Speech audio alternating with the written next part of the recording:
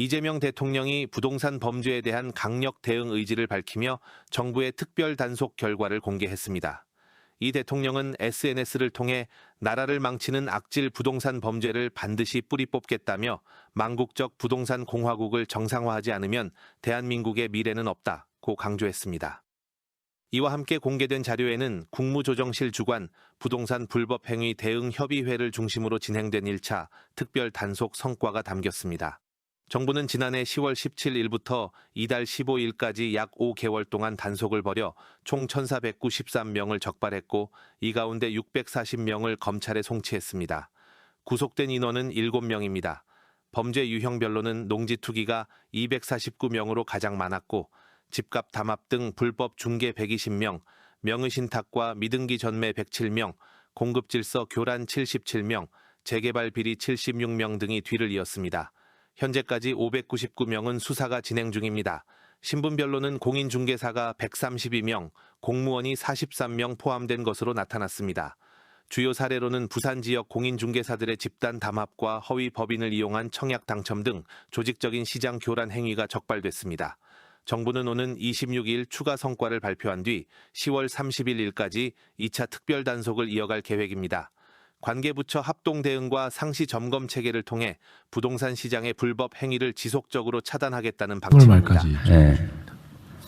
그런데도 아마 누락되는 데가 있을 거예요. 그래서 그때 말씀드렸던 것처럼 이거는 이제 공직 기강에 관한 문제거든요. 네네. 대통령이 지금 제가 오늘 세 번째 말하는 것 같은데 그렇습니다. 이런데도 불구하고 누락을 하거나 이런 거는 이번에 재조사 기간이 끝난 다음에 전국적으로 감찰반을 만들어가지고 네네. 실태 조사를 시키고 네. 신고를 좀 한번 받도록 하십시오. 제 SNS에도 아마 이거 지나고 나면 신고를 좀 시키려고 하거든요. 네. 그리고 이게 발견된 데는 표시를 하든지 할 거 아닙니까? 네. 그래서 우리 국민들께서도 혹시 어디 갔더니 이거 숨겨져 있거나 은폐되어 있는 게 있으면 신고할 수 있도록 시스템을 하나 만들어서요. 네네. 나중에 전체적으로 공직자들 전부 다 누락시키거나 이런 공직자와 자치단체 여기에 대해서는 형사처벌까지도 징계를 넘어서서 징계는 당연하고 이거 직무유기거든요. 예. 알면서도 또는 제대로 조사 안 해가지고 다 누락해 놓은 거는 다 찾아가지고 엄정하게 처벌하도록 하십시오. 알겠습니다. 그 국무총리실도 국무총리실에 공직기관 감찰팀이 있죠. 그래서 이건 공직 복무 자세에 관한 문제라서 아주 철저하게 체크하도록 하십시오. 알겠습니다. 네. 그리고 이것도 인사 문제인데 우리 그 각 부처청 각 위원회 뭐 위원회는 별로 없겠지만 부처청은 지금 인사는 우리 청와대에서는 원칙적으로 이제 검증을 하되 우리 각 부처청의 의견대로 인사를 지금 하고 있거든요. 특별한 경우가 아니면 이건 안 된다 이런 거 외에는 옛날로 치면은 뭐 중간에 꽂아 넣거나 무슨 우리가 마음대로 하거나 그러지 않잖아요. 그러니까 인사는 자율적으로 하되 철저히 하되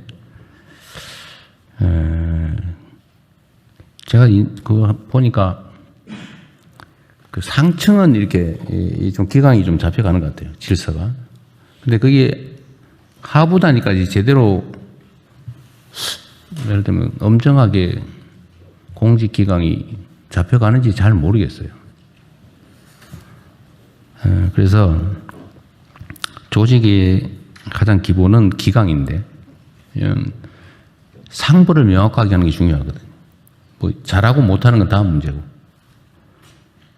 해서는 안 될 일을 한다든지 해야 될 당연한 의무를 안 한다든지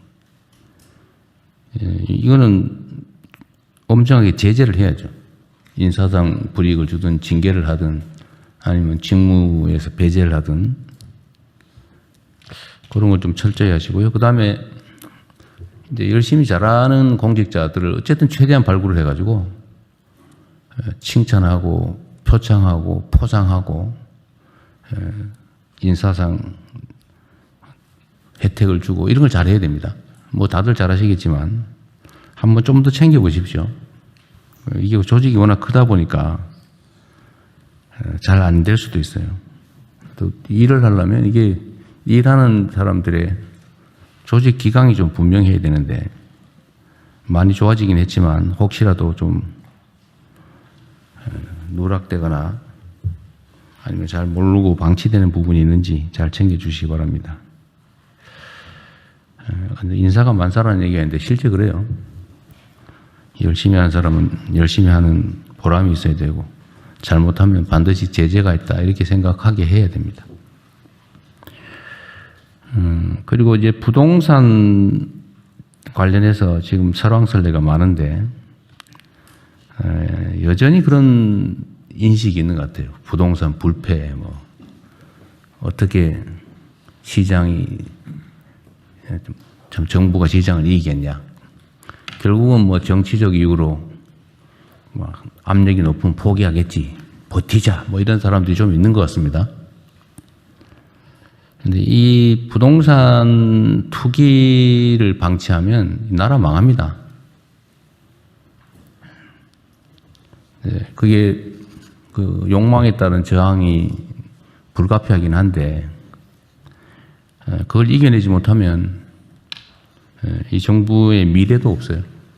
이 나라의 미래도 없습니다. 철저하게 준비를 잘 하셔야 되겠어요.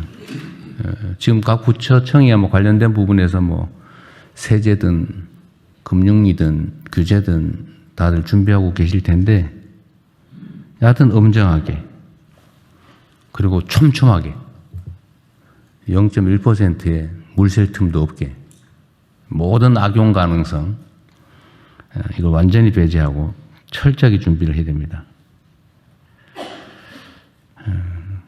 뭐 정치적 고려 전혀 할 필요 없습니다. 결국은 이거는 부동산은 심리전에 가까운데 내가 보니까 욕망과 그다음에 정의라고 하는 게 부딪혀서 결국 욕망이 지금까지 이겨왔죠. 그 여기에 뭐 기득권 또는 정책 결정 권한을 가진 집단 또는 사람들이 욕망을 편들었지 않습니까? 그것 때문에 소수는 엄청나게 혜택을 받겠지만 압도적 다수는 정말 평생 내 집 구경 못하고 살겠구나. 평생 남의 집 전전하면서 엄청난 주거비용 부담하면서 이게 괴롭게 살아야 되는구나. 이렇게 생각하게 만들잖아요. 그리고 각 이제 부동산 값이 비싸지니까 이게 또 물가를 올리는 원인이 되고 또 기업이나 또 산업 쪽에서는 비용이 올라가니까 또 생산비가 올라가니까 또 경쟁에서 뒤처지고 또 물가 오르고 이런 악순환이 계속되고 있는 아주 대한민국이 가지고 있는 최악의 문제점입니다. 부동산 투기. 그래서 이거는 제도 자체 설계는 철저하게 해주시고요. 그 다음에 여기에 대한 제재 권한을 가진 각 부처청은 조사 제재 준비도 철저하게 좀 해주기 바랍니다. 아주 엄정하게 제재해야죠. 뭐 담합이라든지 아니면 조작이라든지 이런 것도 아주 엄정하게 철저하게 준비해서 집행해 주시기 바랍니다.